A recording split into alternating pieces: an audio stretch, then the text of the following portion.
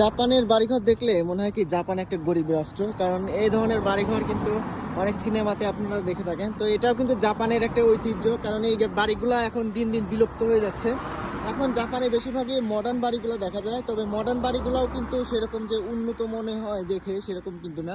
যে এই যে বাড়িগুলো আছে এখন এই ধরনের বাড়িগুলো বেশি হয়, তবে এই বাড়িগুলো প্রাচীনকাল থেকে অনেক ঐতিহ্যপূর্ণ এবং বিশেষ করে মন্দিরগুলো এই রকমের হয়ে থাকে। আর এখন যুগের পরিবর্তনে কিন্তু জাপানিজরাও কিন্তু অনেক কিছু পরিবর্তন হয়ে গেছে, তাই তাদের বাড়িঘরে এখন অন্যান্য কোয়ালিটির হয়ে গেছে।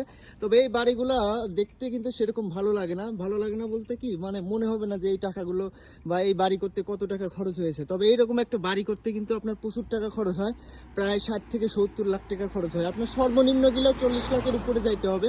এই জাপানের যে বাড়িগুলা আশপাশে থাকে, কাঠের বাড়িগুলো থাকে, বিভিন্ন ধরনের বাড়িগুলো থাকে, এইসব বাড়িগুলো কিন্তু এত টাকা খরচ হয়। এগুলো জাপানিজ থেকে ইনফরমেশন নেওয়া।